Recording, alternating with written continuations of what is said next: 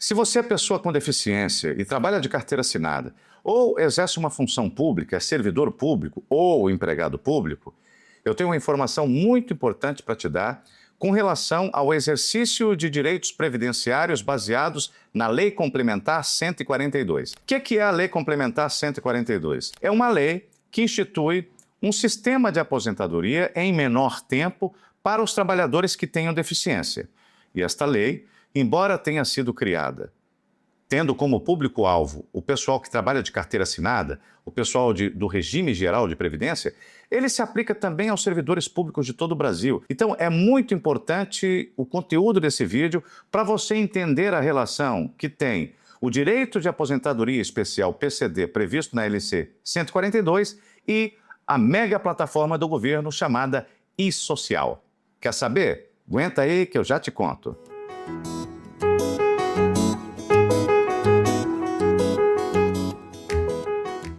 Olá pessoal, meu nome é Lucélio Lacerda, eu sou neurodivergente, advogado de neurodivergentes e meus contatos profissionais estão na descrição. Vamos começar então explicando, assim de maneira muito resumida, o que é e-Social. Você sabe muito bem que a contratação de um empregado pela iniciativa privada e também pelas entidades públicas envolve muitas questões de interesse do governo federal, muitas questões de ordem pública, por exemplo. Envolve muita responsabilidade, por exemplo, o recolhimento das contribuições previdenciárias, a parte do empregador e a parte do empregado. Tem também a questão tributária, tem no regime geral a questão da regularidade dos depósitos do FGTS, tem uma série de informações trabalhistas que precisam ser prestadas ao governo federal. E antigamente, essas informações que fazem parte das exigências da burocracia pública brasileira eram prestadas de maneira muito esparsa. O empregador ele tinha que preencher formulários e mandar informações para o Ministério do Trabalho, outras para o Ministério da Fazenda Nacional e ainda outras para o Ministério da Previdência Social, ou INSS. Depois do e-Social, essas informações foram todas unificadas numa única, gigantesca plataforma de informações que alimentam os sistemas do governo, para que o governo saiba tudo sobre a relação daquela entidade com os seus trabalhadores. Então, o e-Social é um sistema, uma plataforma que se constitui num sistema de informações digitalizadas que são eletronicamente escrituradas, prestando informações e alimentando os dados do CNIS da Previdência Social, alimentando os dados do Ministério do Trabalho e também da Receita Federal, porque você sabe muito bem que tem muita gente que trabalha, recebe remuneração e tem o imposto retido na fonte. Então, essas informações têm que ser repassadas ao governo federal. Então, o e-Social funciona como essa super plataforma onde várias informações são prestadas ao governo federal, a vários órgãos do governo federal, inclusive a Previdência.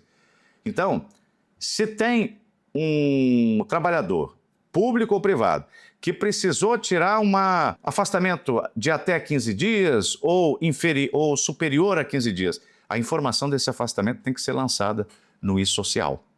E quando ela é lançada no e-Social, a Previdência fica sabendo dessa informação. Até porque, dependendo do tamanho do afastamento, é o órgão previdenciário que vai suportar a remuneração do segurado durante o tempo de afastamento, não é verdade? Então, é claro que essa informação tem que estar lá. E quando a situação informacional é sobre deficiência do trabalhador, público ou privado, como é que lança essa informação no e-Social? É só botar um X lá, é deficiente, pronto, acabou? Não é assim, não. Quando um empregado, servidor público ou trabalhador privado, seletista, ele requer ao seu empregador o reconhecimento da caracterização da deficiência com assentamento nos registros funcionais, a instituição empregadora é obrigada a lançar essa informação ali no e-Social. E não é em qualquer evento. Se o funcionário ele já entra laudado como sendo pessoa com deficiência, o empregador, quer dizer, o RH vai utilizar lá o sistema S2200, o evento S2200 para colocar ali a informação de entrada sobre a deficiência da pessoa. Isso vai acontecer, em geral, se for trabalhador privado, quando ele entra nas cotas PCD, porque tem cota PCD para a empresa privada também, você sabe, né? Lei 8.213. As empresas privadas, elas estão obrigadas, conforme o seu tamanho, e o tamanho aqui é medido pela quantidade de empregados, a partir de 100 empregados, a contratar um percentual de pessoas com deficiência, que varia de 2% a 5% do total de empregados daquela empresa. Então, ela contratou a pessoa já com deficiência, avaliou a deficiência mesmo, ela lança no sistema inicialmente, logo no início da contratação, né, quando ele se vincula à empresa, através desse movimento, desse evento, que é o S2200. Da mesma maneira, as instituições públicas, que também aderiram ao e-social, elas devem fazer esse lançamento quando um servidor público ele ingressa no cargo através do concurso público com inscrição e aprovação nas cotas PCD. Agora, vai ter outra situação diferente, que está acontecendo muito agora, de maneira muito recorrente. A pessoa sempre foi deficiente, mas ela nunca soube disso. Ela veio a saber agora, ela começou a investigar, ela descobriu que tem transtorno do espectro do autismo. E ela descobriu porque, sei lá, ela teve um parente muito próximo, um filho, né, que foi diagnosticado com TEA. Aí, sempre que um filho da gente recebe um diagnóstico de TEA, como a gente sabe que é congênita a condição, a gente pode até pensar que nós podemos estar na origem desse transtorno, né, que se manifestou e foi diagnosticado no filho. Então, agora está tendo muitos diagnósticos de pessoas adultas, embora não seja uma deficiência superveniente, a pessoa é deficiente desde que nasceu, o diagnóstico é tardio. Então, essa pessoa vai pedir para a empresa para reconhecer a sua condição de deficiência e a empresa vai mandar para a medicina do trabalho para fazer uma avaliação biopsicossocial para conferir se é deficiente mesmo. Sendo deficiente, superveniente, não é inicial, aí vai usar o evento S2205, que é o evento de alteração de condição de saúde. E não é só dizer que é deficiente e qual é o nome da deficiência, não, gente. Tem um monte de dado que tem que colocar ali. Tem que colocar, inclusive, qual é a data provável do início da deficiência. Ah, mas por que precisa colocar isso? Porque só se aposenta PCD pela LC 142 se o trabalhador tiver trabalhado e contribuído com deficiência. Vamos supor que você tem um diagnóstico de autismo que é do ano passado, de 2025. Aí você vai pedir o reconhecimento agora. Se eles colocarem lá que a deficiência surgiu a partir de quando se apresentou um laudo, só vai contar de 2025 para cá o tempo de contribuição especial para você se aposentar. Você vai perder o resto do tempo todo. Então tem que ter essa informação. Tem que ter informação sobre o grau de severidade da deficiência. Mas para quê? Porque a LC 142 trata diferente o tempo de contribuição conforme a deficiência seja leve, moderada ou grave. Então essa informação é extremamente relevante. E essa informação, quando ela é lançada no e-social, no evento que eu mencionei aqui para você, na hora que lança ela aqui, acende uma luzinha lá no CNIS. Acender uma luzinha é força de expressão, tá?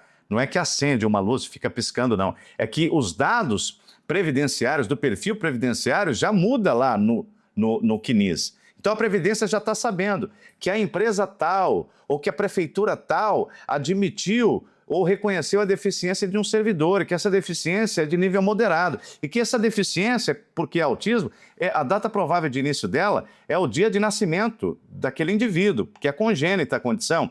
Então, esse cara vai ter direito à contagem de todo o tempo que ele contribuiu até agora, como sendo assambarcada pelos benefícios da LC 142. Agora, a pergunta cruel que não quer calar é, mas vem cá, eu já entendi que a empresa vai reconhecer a pessoa como deficiente e tal, e quando ela reconhece, ela pega esses dados aí, quando é que começou a deficiência, qual que é o grau de severidade, e manda ali para o e-social. Eu entendi também que a Previdência fica sabendo, mas isso aí vincula a Previdência, ela não precisa fazer perícia na hora que for aposentar, uma outra perícia no INSS.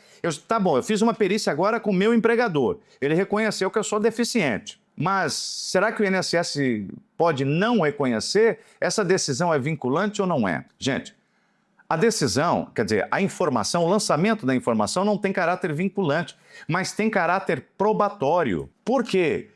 Qualquer afastamento que você teve ali por motivos psíquicos, e olha, autista diagnosticado tardiamente tem relações clássicas de afastamento com os empregadores. Ele tem depressão, ele tem transtorno generalizado de ansiedade, ele tem ideações pertinentes, ele tem um monte de coisa que fica ali aparecendo, diagnósticos que ficam aparecendo, por causa da presença do autismo. Ele tem burnout. Aí, quando ele recebe o diagnóstico, aí você só conforma, você começa a dar sentido àqueles sintomas que apareceram antes. E aí, veja bem, é claro que a Previdência, quando você atingir o tempo de se aposentar, ela vai te periciar novamente. Ela pericia até quem já está aposentado. Não tem revisão, não tem. Pessoas que estão aposentadas por motivo de saúde não são chamadas a miúde de tempos em tempos para ter uma reavaliação. Não tem, não acontece isso direto. Então, se a pessoa que está aposentada ela pode ser reavaliada, por que é que a pessoa que ainda não aposentou não deve ser avaliada pelo perito quando ela atingir o tempo de contribuição? O risco é diminuído assim em 90% quando você pede o reconhecimento da caracterização da deficiência ao empregador. Eu digo o risco de você ter a sua aposentadoria especial negada lá na frente. Por quê? Vamos considerar aqui como exemplo que você é um homem com transtorno do espectro do autismo de nível de suporte 1. Se você traduzir o nível de suporte 1 para a classificação de severidade da ALC 142, se você fizer assim a tradução automática, você vai concluir que o nível de suporte 1 corresponde a uma deficiência leve, porque ali só tem três categorias, ou é leve, ou é moderado, ou é grave. Então, se a gente fizer uma tradução automática, né, como costuma ser feito, se é nível 1, então é deficiência leve. Você vai aposentar com 33 anos de contribuição, independente da idade que você tiver. Lá na LC 142 também tem a modalidade de aposentadoria, PCD, por tempo de contribuição. Nesta, não importa o grau da deficiência, se for homem, precisa ter 60 anos de idade e 15 de contribuição. Se for mulher, precisa dos mesmos 15 de contribuição e 55 anos de idade. Então, são as duas modalidades. Seja lá qual for a modalidade que você vai se aposentar, quando você tem o reconhecimento dessa condição lançada no E-Social 5 anos antes disso acontecer, de você completar esses 33 anos de contribuição, por exemplo, se for por idade, você já informou e teve reconhecimento. Se você tiver algum afastamento, isso vai ser lançado também no E-Social, né? A deficiência está reconhecida e não foi contestada. Você completou o tempo, você vai no INSS, pede a perícia, dificilmente eles vão contestar uma informação que já fazia alguns anos que tinha sido reconhecida pelo próprio empregador, público ou privado. Então veja, e se houver uma contradição entre o reconhecimento da deficiência que foi promovido pelo empregador anos antes e o perito que for te avaliar no final, é 200 vezes mais fácil de você resolver na justiça ou administrativamente do que você esperar. Por exemplo, você recebe o diagnóstico hoje, você tem 25 anos de contribuição, você recebeu o diagnóstico, certo? Aí você não pede o reconhecimento da deficiência para o seu empregador para ele lançar lá no E-Social. Aí você, não, vou ficar quietinho, vou esperar, falta 8 anos. Daqui a 8 anos eu vou pedir direto a aposentadoria lá para os peritos do INSS. Eles vão te avaliar e sabe o que eles vão pensar? Não, essa deficiência aqui caiu de paraquedas. O cara já tem 8 anos que ele está com laudo aqui, ele nunca apresentou para ninguém, nunca mostrou. Eu estou achando que esse laudo é fake, eu não vou reconhecer essa deficiência não. Entende? E você não produziu nenhuma prova no meio do caminho. Alguém, num processo judicial, pode se perguntar, mas se você já tem 8 anos de diagnóstico, por que você não informou a empresa? Né? Para você, né, ter uma retaguarda ali, uma possibilidade de uma adaptação razoável, né, pensando inclusive no futuro, na sua aposentadoria. Não vincula mais prova, pedir esse reconhecimento antes. E eu vou dizer mais, vou dizer uma coisa aqui para você, que acontece muito frequentemente quando a pessoa vai se submeter a uma avaliação biopsicossocial como requisito para exercer um direito. Vou te dar 2 exemplos aqui. Um é o previdenciário, o outro é concurso público. Às vezes a pessoa se inscreve nas cotas PCD, ela é aprovada em todas as fases de concurso público e quando chega no final do concurso público eles vão fazer outra avaliação, que é a avaliação da deficiência, para saber se a junta médica do concurso vai ratificar ou não o diagnóstico que a pessoa obteve do médico assistente. E aí, muito comumente, aqui no escritório está cheio de casos assim, muito comumente eles, no concurso, falam assim, não, você não é autista, você não é deficiente, você não deveria ter participado desse concurso nas cotas, portanto, você está fora. Aí, se ele tiver nota para ampla, ele vai para ampla, se não tiver, ele está fora, porque a junta médica não reconheceu a deficiência dele. E quando ela não reconhece a deficiência, a junta médica diz que não estão presentes as barreiras, que não estão não estão presentes os requisitos para que uma situação seja considerada deficiência, e a lei impõe requisitos para que uma situação seja considerada deficiência, e esses requisitos não são o nome da deficiência e o CID, não são, são outros.